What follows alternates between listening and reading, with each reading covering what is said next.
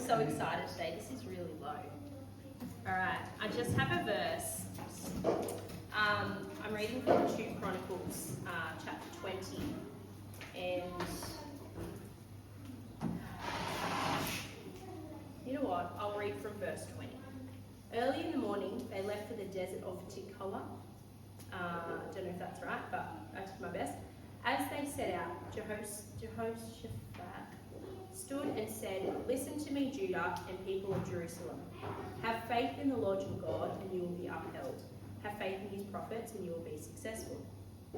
After consulting the people, he appointed men to sing to the Lord and to praise him for the splendour of his holiness as they went out ahead of the army, saying, "Give thanks to the Lord, for his love endures forever." As they began to sing and praise, the Lord set ambushes against the men of Ammon and Moab and Mount Seir, who were invading Judah, and they were defeated. Their singing, what we're about to do, it triggered God's victory. So we're not here ticking a box. Oh yeah, we've done 3 songs. Let's do the main part. Let's do the sermon. Worship is warfare, right? We're not just singing words. Just this weekend I've been really encouraged with when I sing. I'm not just singing the songs. Just, oh yeah, that's cool. You know, God's here, and God wants to fight for us and fight with us. And worship is, it's warfare. Yeah. So let's go to battle through these songs. So I'm just going to pray and then we'll go to battle. Father God, thank you so much for another opportunity to gather. Thank you for your power. Thank you that it is here. You go before us and you are in this place right now. We just pray that your anointing would just flood this place as we worship, as we glorify you, and as we declare these words over our lives, over our families, over our town, over everything. Thank you, God. Amen. Right, let's worship. Hallelujah.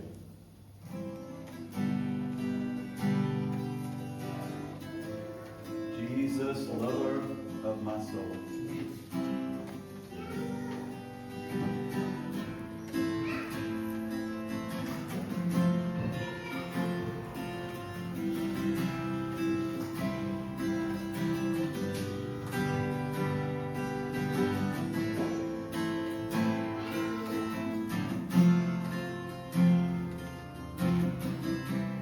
Jesus, lover of my soul.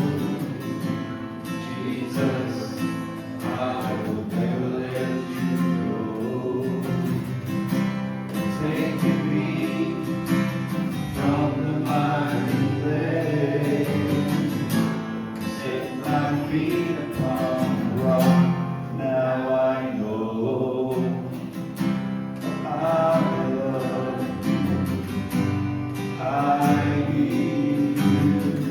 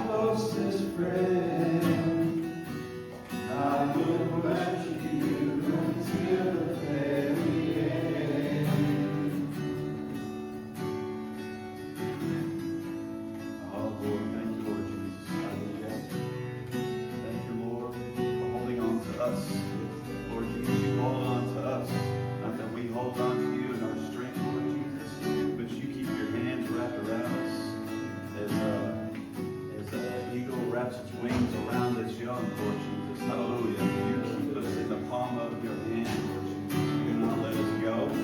You do not let us stray, Lord Jesus. We are guaranteed to stay in your presence, Lord. We praise your holy name, Lord. We give you glory, praise, and honor, Lord, in those times of joy, in those times of peace, but also in those times of trouble, in those times of weakness, Lord Jesus. We give you glory and praise. Hallelujah. Hallelujah.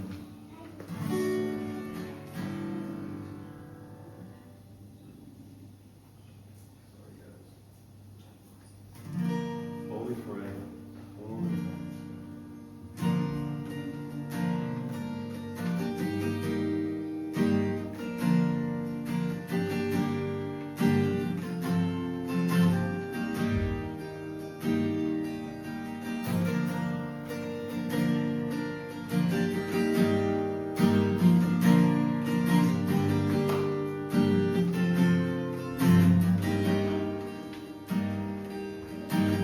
Thousand generations falling down in worship, sing the song of ages to the last.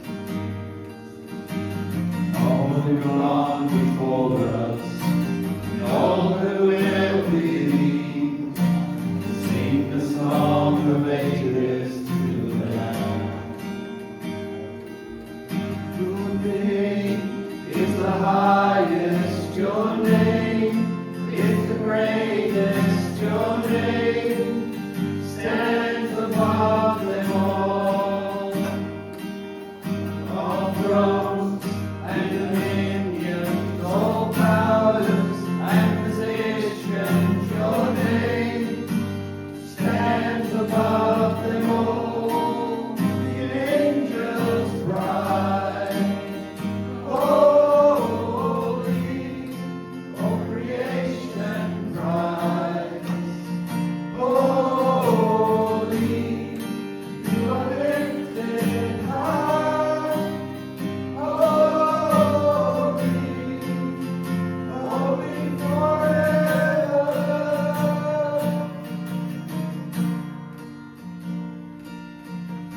If you've been forgiven, if you've been redeemed, sing the song forever to the Lamb.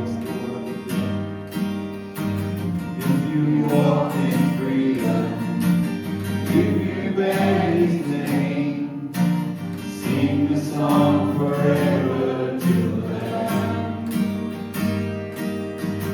Sing the song forever and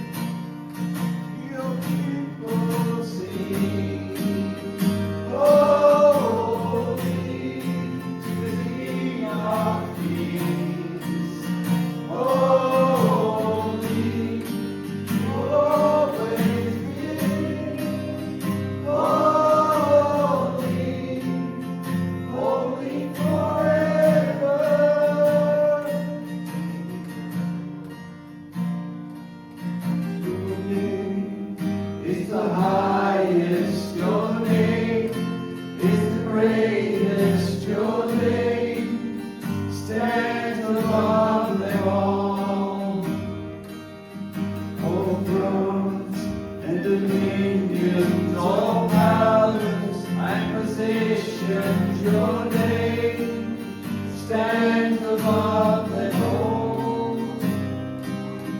Your name is the highest. Your name is the greatest. Your name stands above them all.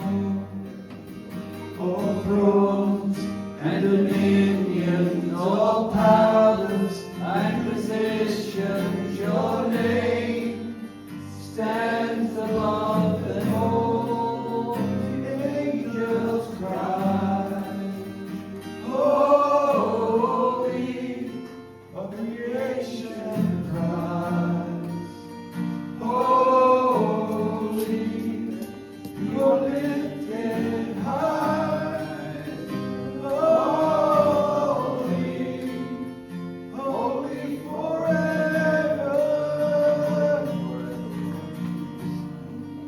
Your people sing, holy, the King of Kings, holy, will always be, holy, holy forever.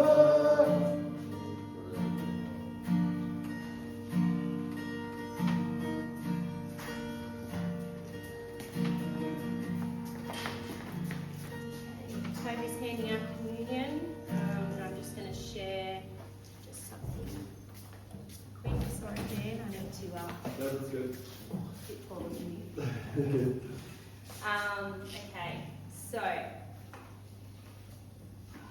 honestly, I prepared this about 2 minutes before the service because I was just waiting on God. I'm like, God, what am I don't like doing a typical communion message because I think it's easy to get stuck in that kind of put God in a box and like the worship, we've done that, tick the box, ticks the communion box. But this is what God has said to me. So Luke 22:19, I'm sure we all know it. He took bread, gave thanks, and broke it. Gave it to them, saying, "This is my body given for you. Do this in remembrance of me." So he's not asking us to remember a ritual or to tick the box. He's asking us to remember him. You know, and it's not just something that we do every week or every second week. It's something that we really should be doing every single day, remembering, you know, this is my body given for you. Do this in remembrance of me. So he's asked us to remember him, his body broken, his blood poured out, and the covenant that he sealed with that sacrifice. 1 Corinthians.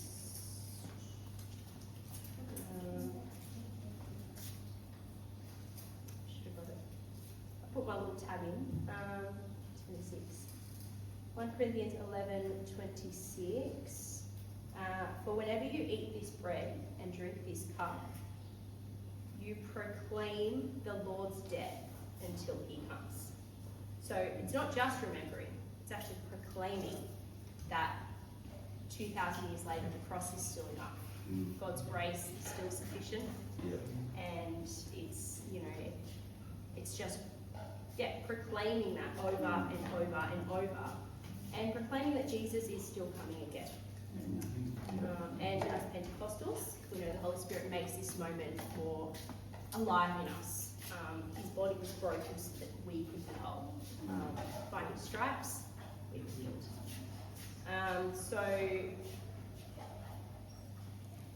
So as you hold the bread, remember that Christ's body was broken so yours can be made whole. And as you take the cup, remember that his blood doesn't just cover our sin, it actually washes it away. Thanks, mate. We actually haven't taken it just yet. So I'm going to pray really quick and then we'll take it. Okay. Thank you, Jesus, for your sacrifice. I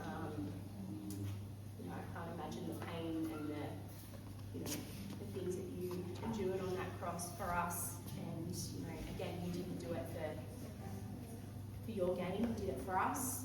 And even if only one of us existed, you would still take that pain, take that torture, that suffering. suffering, even for just one of us.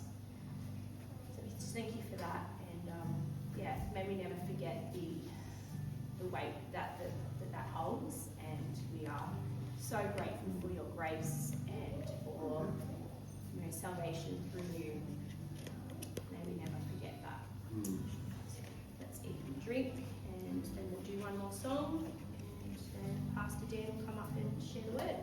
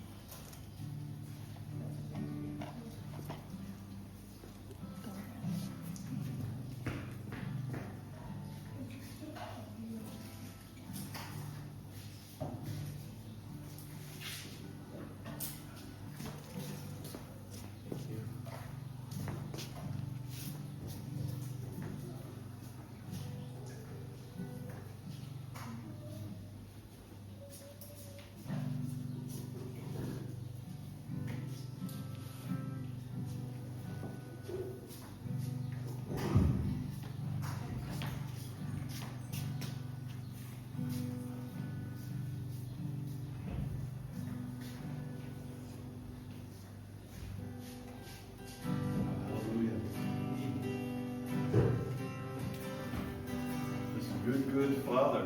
Good Father. Hallelujah. He is a good Father. Praise to your name.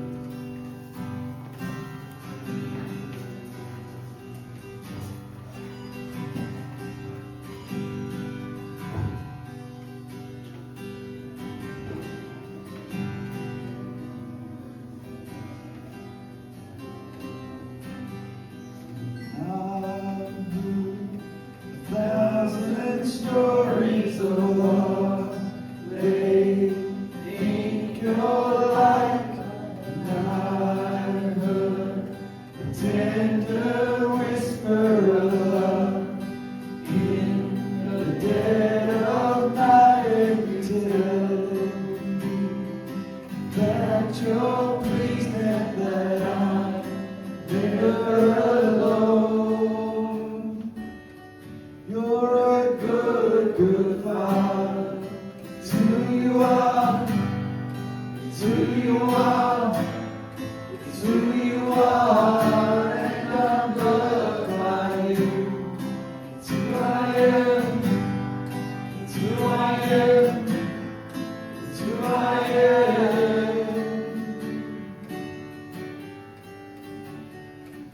I see many searching for answers far and wide, and I know we're all searching for answers. Only you provide, 'cause you just what we need before we say a word. You're a good Father. It's who you are. It's who you are. It's who you are. And I'm loved by you. It's who I am. It's who I am. It's who I am. You're a good Father. It's who you are. It's who you are. It's who you are, and I'm loved by you. It's who I am. It's who I am. It's who I am. You are perfect in all of your ways. You are perfect in all of your ways. You are perfect in all of your ways.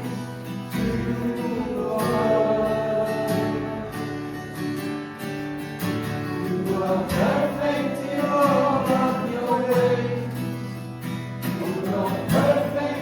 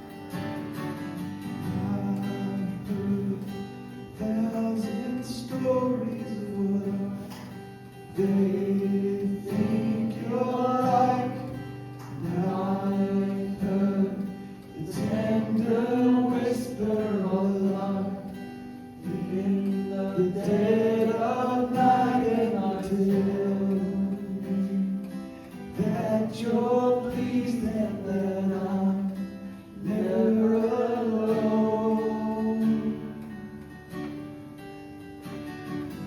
I've heard 1,000 stories of what they think you're like.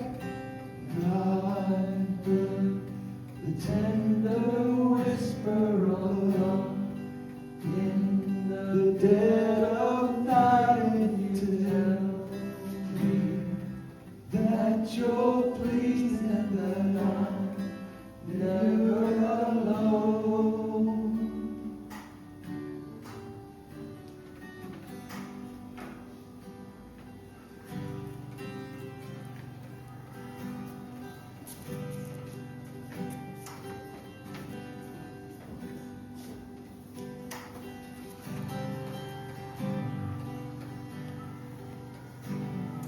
All right, please take your seats. How good has it been, church? Amen. And how good is it to have the cruises here as well? Well, hope everyone's having a great morning. It's a beautiful day. We are in the series of Reaching the Harvest. And last week I talked about how we can reach the harvest. Now, it's going to be a bit of a, did everyone see the slides? Cool, not in the way. My topic today is actually reaching the unreachable or unlovable, and how do we do that? Now, obviously last week I talked about how that we should be intentional in sowing our seeds and not hiding our light, and that verse in Mark about our light should shine, the light of Christ should shine so others can see Christ living within us, and how our faith can move mountains.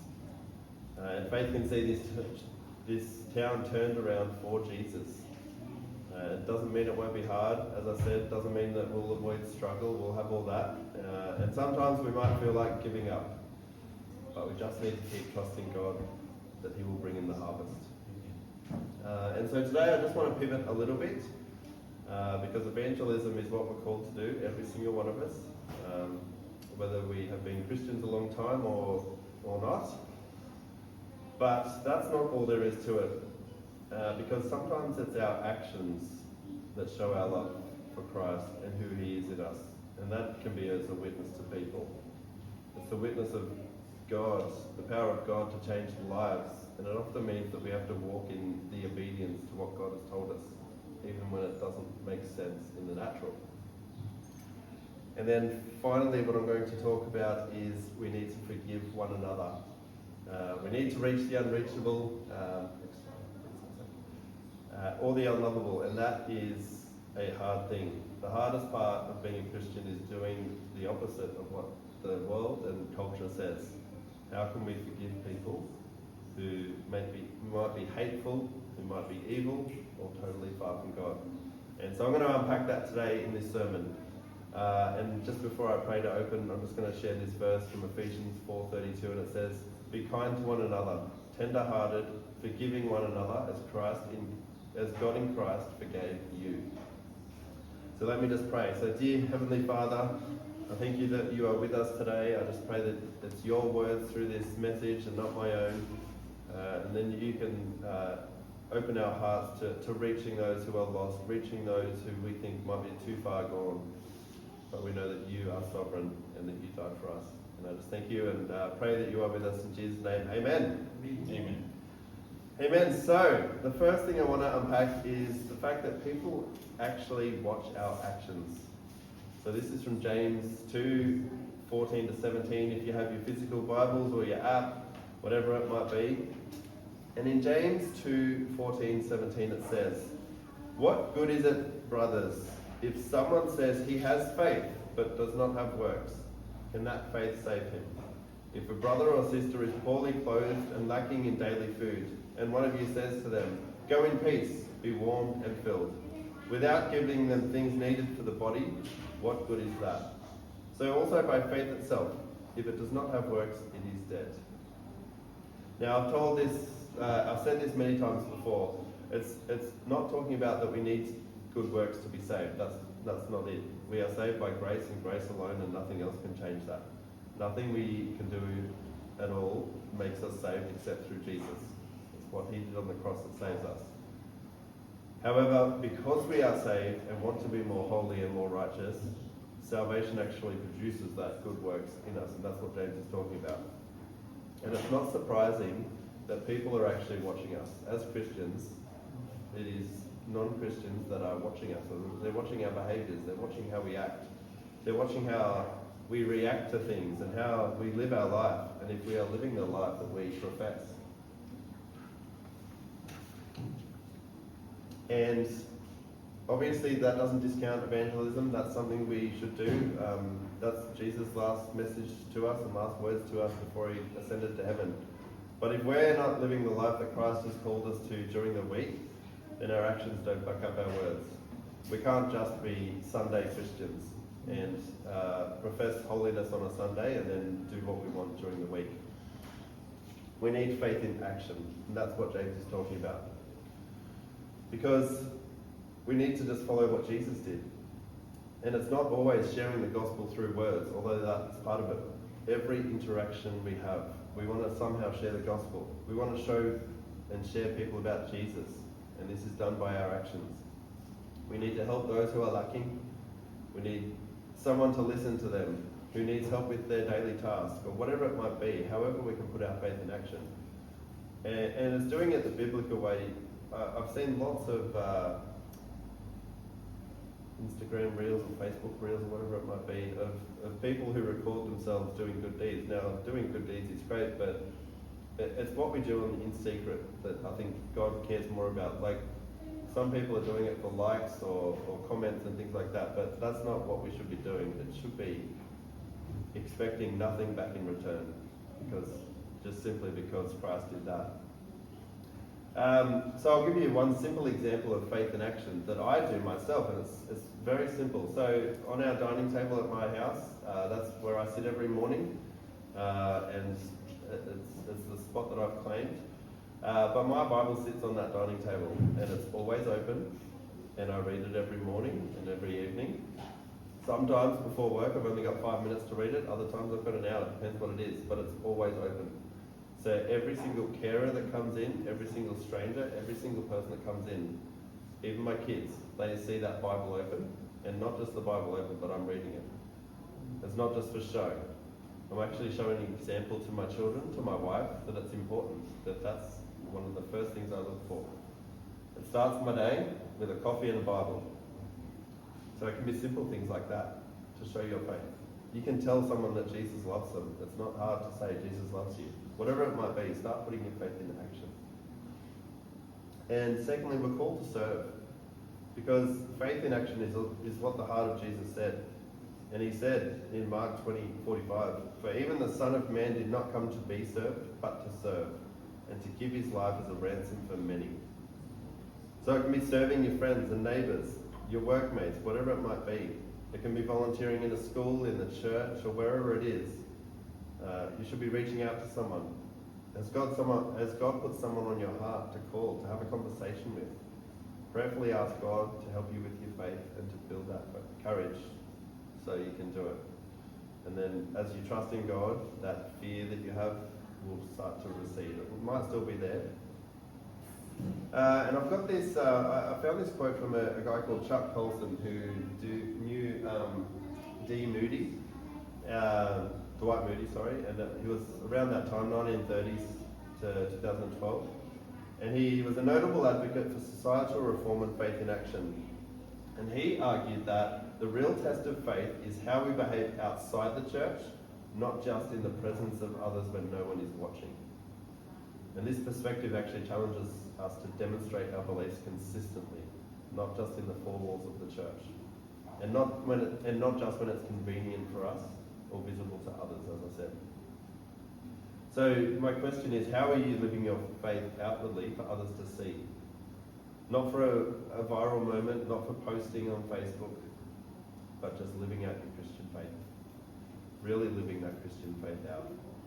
And that's showing the heart of Jesus within us. That is the fruit that is produced within us through Jesus Christ. Now, the second part of evangelism is not actually evangelism itself, but it's from, I've got an example here from Jonah. So the second point is, don't disobey when God tells you to do something. Very easy to do. And so I was reading the entire book of Jonah this week, which is only 4 chapters, so it's an easy one. But Jonah, he got called by God to do something. And I'll read this verse. And God said to him, "Arise, go to Nineveh, the great city, and call out against it, for their evil has come up before me." But Jonah rose to flee to Tarshish from the presence of the Lord. He went down to Joppa and found a ship going to Tarshish. So he paid the fare and went down to it, to go with them to Tarshish, away from the presence of the Lord. So disobedience to God can actually get us into trouble. Now, Jonah received a word from the Lord to go to the city of Nineveh and tell them to repent.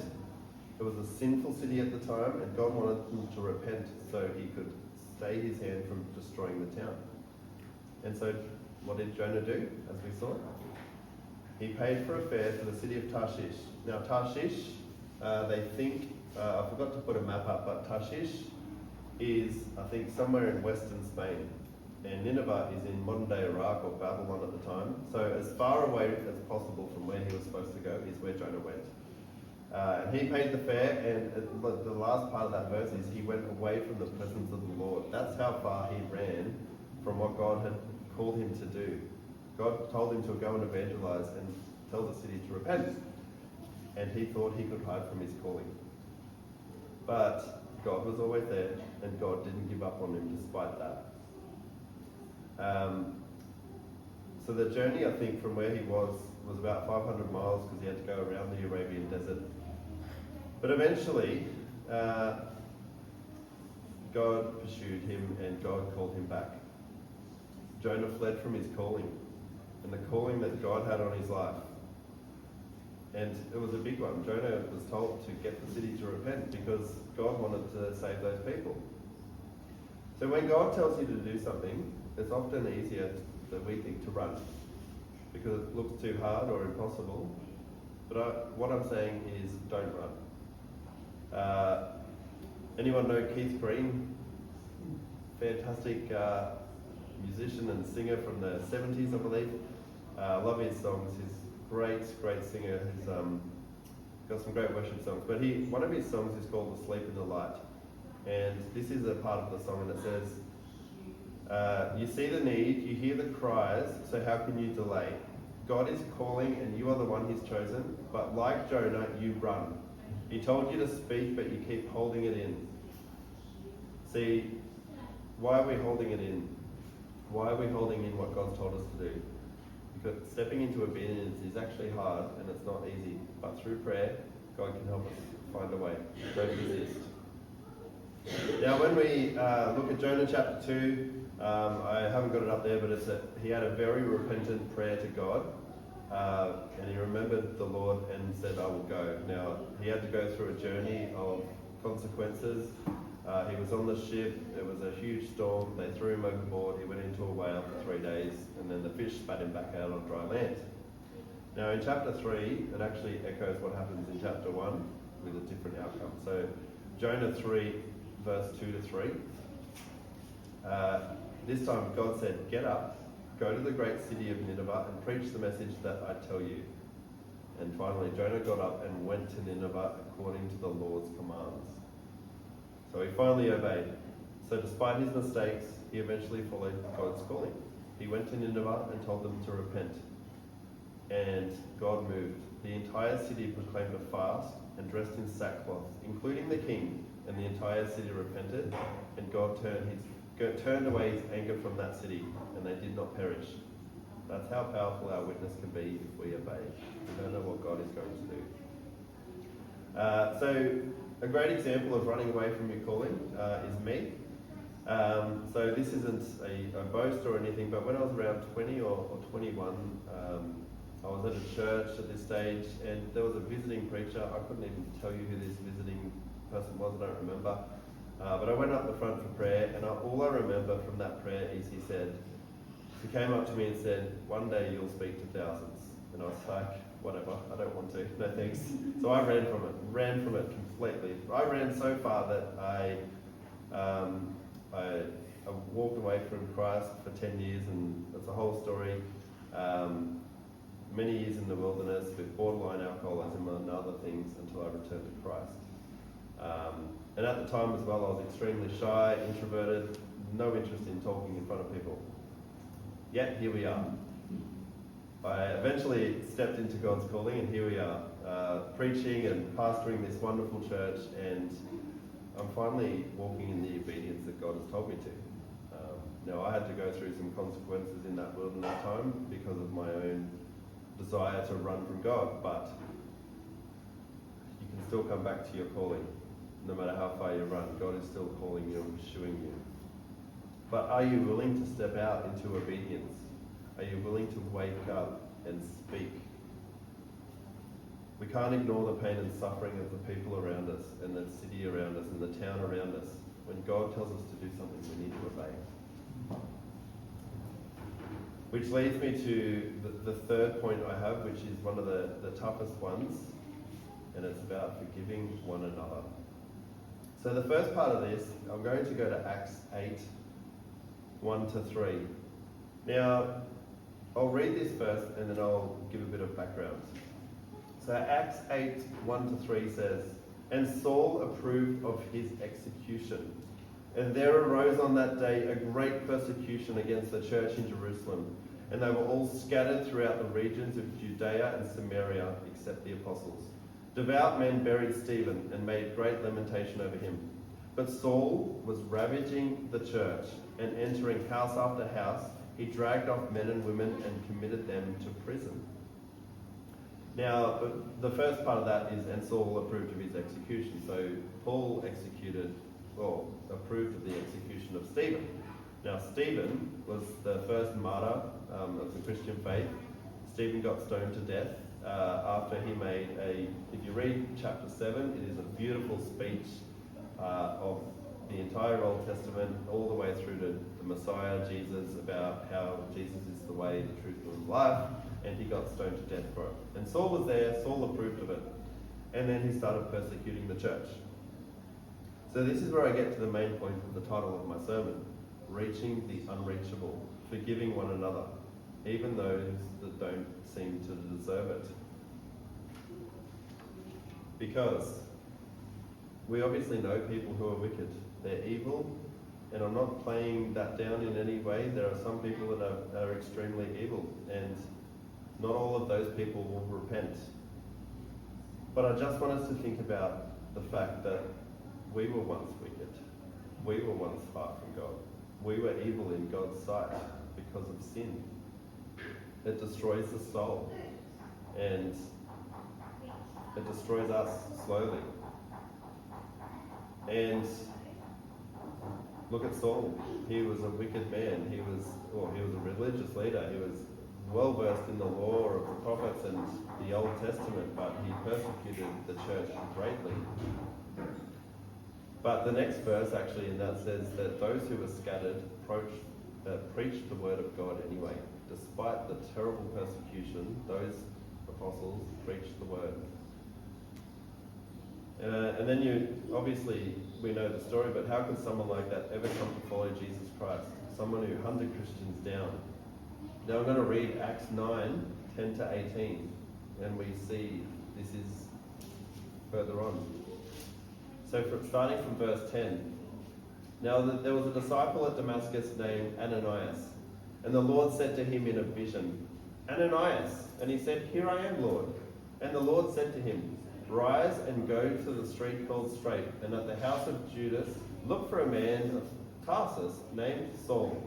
For behold, he is praying, and he has seen in a vision a man named Ananias. Come in and lay hands on him, so that he may regain his sight." But Ananias answered, "Lord, I have heard many things about this man, how much evil he has done to your saints at Jerusalem. And here he has authority from the chief priests to bind all who call on your name." But the Lord said to him, Go, for he is a chosen instrument of mine, to carry out my name before the Gentiles and kings and the children of Israel. For I will show him how much he must suffer for the sake of my name. So Ananias departed and received him, prayed for him, and he was filled with the Holy Spirit. And then it says in verse 18, and immediately something like scales fell from his eyes, and he regained his sight. And he rose and he was baptized. And taking food, he was strengthened. Now, praise God for people like Ananias, because who here would have said yes to God? There is someone out there murdering Christians, and God just told you to invite him to your house. I think, like myself, I would have probably had reservations, as did Ananias. But he still obeyed. He still did what God said. And we have one of the greatest conversions to Christianity, and someone that wrote most of the New Testament because of it. And he got saved, and he knew, Paul knew, his name was changed to Paul after that, and he knew that he must suffer for the sake of Christ, but still he followed that with all, followed it to his death actually. And no one is too far gone. No one is too far gone. Sometimes we think that people can't be saved. We look at them on the external circumstances and we think they cannot be saved because of how they act. But again, how were we before we were saved? What if someone didn't reach us with the gospel? What if someone didn't speak into our lives? It doesn't mean that people should instantly be trusted again. It doesn't mean that there's consequences for what happened. It doesn't mean justice isn't served, whatever the case may be. But we should pray for them and believe that God can change their life. Now, I'm a massive Alice Cooper fan. Anyone heard of Alice Cooper? Rocker from the 70s. So he's been born again since 1994. He got radically saved. He was drug addict, alcohol, and he's been a committed follower. No one ever would have thought someone like him would have been saved, but he did. Christ radically changed his life. He's very bold and open about his faith, and he's actually saved quite a few people in the rock and roll industry. Yet he's not the typical person you would think. And then also we need to forgive one another, both as Christians and people outside the church. As Christians, we're called to forgive because our Father in heaven forgave us. That's why Jesus came. He became punishment for us. He died in our place, and so we need to forgive one another and those that do us harm, those who hate us, those who have ill will towards us, those who curse us. And that is completely counter to what the world says we should do. The world says you need to get revenge. You need to hate that person because they've done wrong to you. But God tells us to forgive. Now, I just want to put this final picture up. Yep. I read this story the other day, and this happened in 2020. And this really illustrates the power of forgiveness. So this is a family, Danny and Leila Abdullah, they're called. They're Orthodox, I think. But this happened in Sydney in 2020, February 2020. So the family themselves have 6 children and plenty of nieces and nephews. Now, on a Saturday, 3 of their children and their niece went for a walk to the ice cream truck down the road from their house. But it turned tragic. A male and passenger who'd been drinking all day and taken lots of drugs. He was 0.15 on the blood alcohol limit. Driving his, what's it called, full drive, I think. Completely lost control of the vehicle, and all 4 of those children were tragically killed. The mother and the father were at the scene in minutes, and I couldn't imagine it. They were in hysterics, as you would be. They lost 3 of their 6 children that day, and their niece as well. It's a horrible and tragic story. I didn't know about this story until a couple of days ago. And at the scene, he was in such distress, but he actually surrendered to God and said, I know this is bigger than me, I surrender, in amongst tears and just weeping. The next day, when their priest visited them, the priest said to both the husband and wife, however you conduct yourself now, the world will follow. Your family, your community, and the world will follow your lead. So they decided to honor God in their grief. So you can watch footage of this on YouTube or whatever, but you can see on the day of the funeral, the mother decided to wear a white dress, and the news cameras were all there, because she told her husband that all they ever wanted was for their kids to get to heaven. And so she wore white because she said they're in heaven, and this is not a funeral, this is the wedding, our kids are with God. And she actually, on the newsreel that day, she said, "I forgive the man that killed my children." It's just unimaginable. Nothing removes the grief. However, that one act of forgiveness completely changed everything. Christ's forgiveness on the cross is the only reason we can do this, with the spirit of forgiveness. So the driver of that vehicle was sentenced to 28 years in prison. And they said, yes, justice has been done for the community. It won't bring our kids back, but justice has been done. But they forgave him. And at the court case, the father actually walked up to the father of that man that killed the kids and said, I know you've experienced loss as well as me, and hugged them both. And I actually watched a video from a couple of months ago, 7 News did it. The father actually went to prison and met with the young man who killed his kids. It's just, if you watch it, get a chance, you'll need some tissues. But that man is actually a Christ follower now. He's repentant for what he's done. It doesn't change it. He's said that.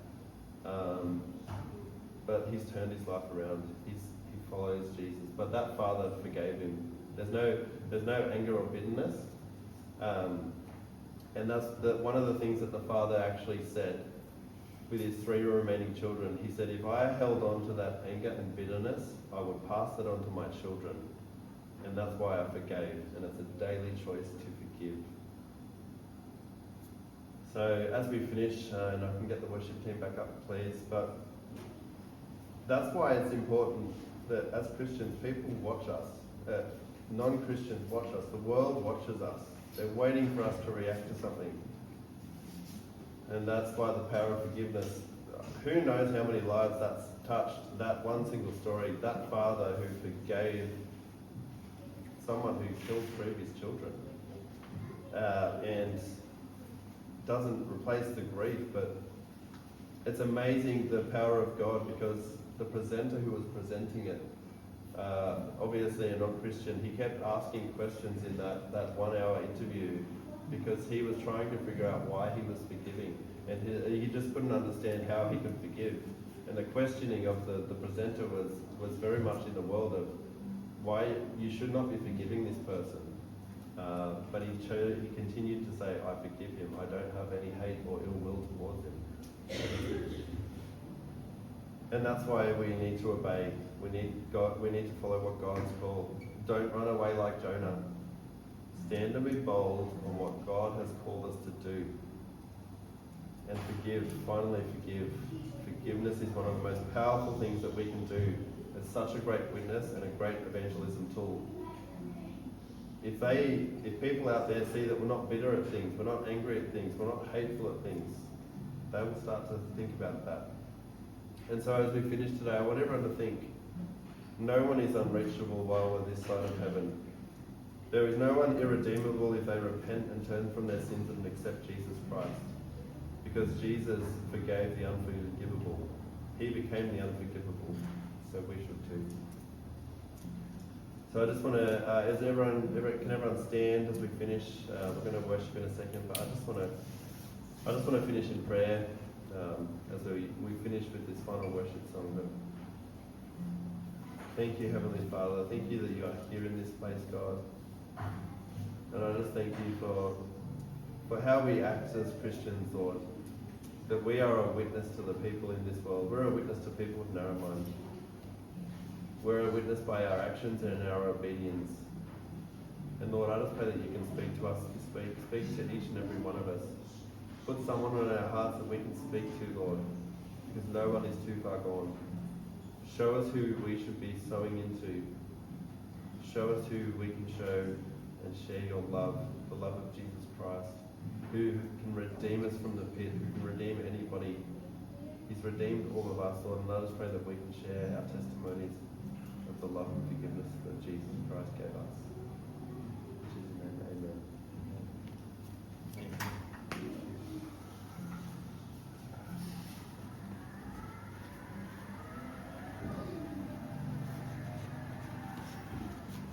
Jesus, lover of my soul.